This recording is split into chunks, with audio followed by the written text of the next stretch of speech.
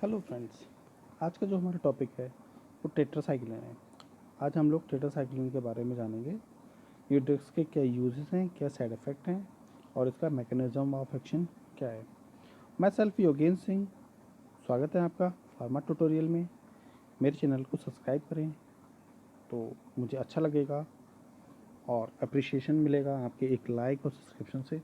तो please like और share ज़रूर करें। तो ये स्टार्ट करते हैं टेट्रासाइक्लिन। टेट्रासाइक्लिन हमारी जो ड्रग्स है वो ब्रॉड स्पेक्ट्रम एंटीबायोटिक्स है। These are class of antibiotics और ये एंटीबायोटिक्स की क्लासिक ड्रग है।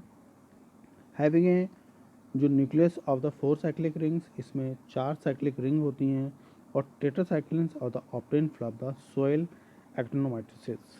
ये हमारी जो टेट्रासाइक्लिन जो हमें मिलती है वो किससे मिलती है? सोइल। सोइल मतलब मिट्टी, मिट्टी के एक्टिनोमाइसिस से। अब इसका एक्शन क्या है? These are the tetracycline are the slightly bitter. ये जो हमारी टेट्रासाइक्लिन होती है वो थोड़ी सी बिटर होती है, कड़वी होती है, इसलिए हम इसे कोडेड देते हैं। अगर हम टैबलेट फॉर्म में दे रहे हैं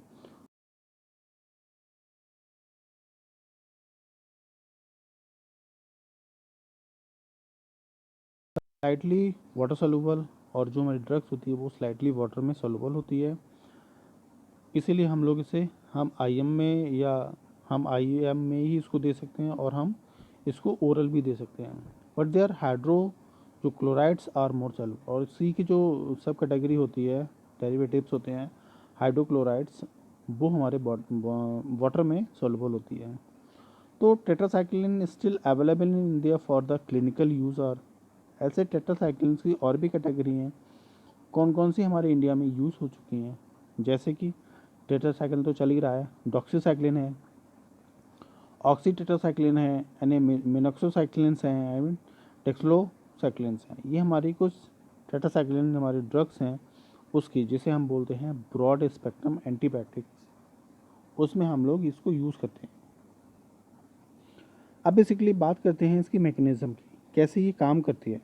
तो टेट्रासाइक्लिन आर प्राइमरी बैक्टीरियोस्टैटिक्स जो होती है, काम करती है बैक्टीरिया की सेल वॉल पे, ये फंक्शन करती है।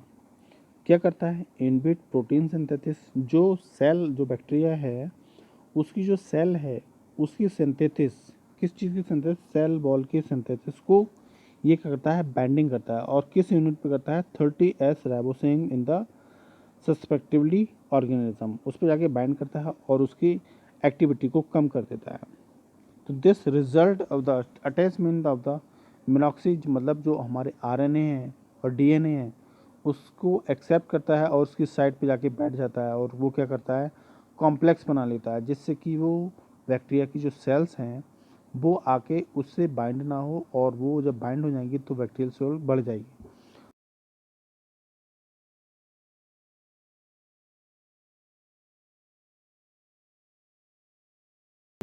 जिससे कि जो ग्रोथ है वो कम हो जाती है, मतलब फेल हो जाती है और स्टॉप हो जाती है। एंटी माइक्रोबियल स्पेक्ट्रम, जैसे कि हमने अभी देखा, ये ब्रॉड स्पेक्ट्रम एंटी फंगल या एंटीबायोटिक्स एंटी माइक्रोबियल एजेंट्स हैं। तो टेट्रासाइक्लिन क्या करता है? इनहिबिट करता है किसको? Growth of all type pathogens. जितने भी हमारे पैथोजेंस हैं, फॉरेन पार्टिकल्स हैं, वायरस बैक्टीरिया हैं, उनकी सेल पे जाके बैठ जाता है, बाइंड कर लेता है और उसकी जो एक्टिविटी है उसको कम कर देता है। Minocyclics are the now active against the relativities of flu and gonorrhea and the meningitis, and the main active against the both gram positive and some gram negative vacilli।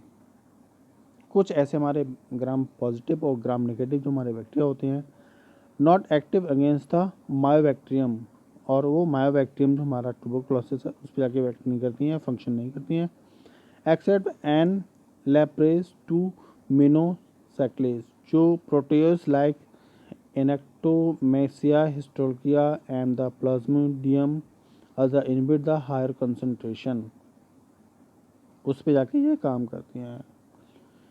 AD में क्या है? It is the orally and the और given the placental roots, इसको हम orally ले सकते हैं और पेरेंटल रूट ले सकते हैं, दोनों ही रूट्स में ये एप्लीकेबल है।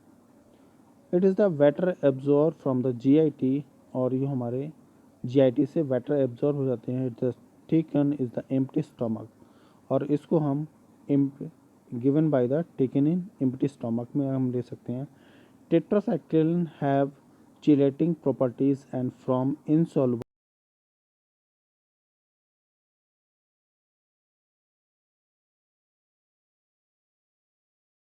कॉम्प्लेक्स बना लेता है और वो सॉल्युबल मतलब इनसॉल्युबल हो जाता है।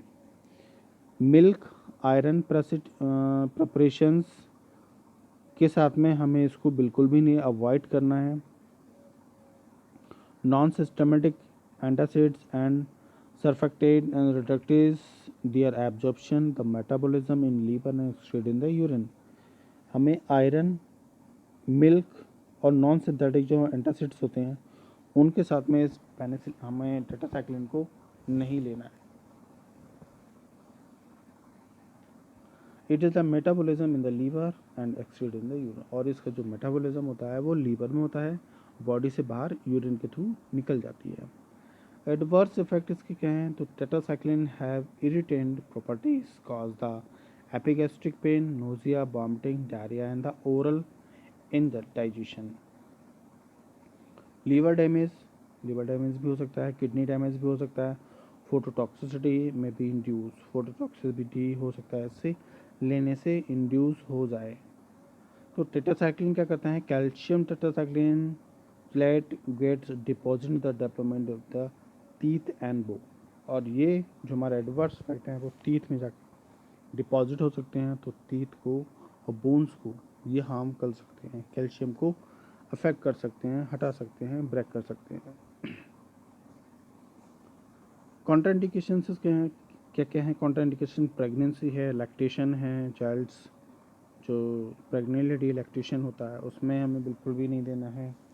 This should be avoided in the patient of diabetic patient, diabetic patient में हमें इसे बिल्कुल भी नहीं देना।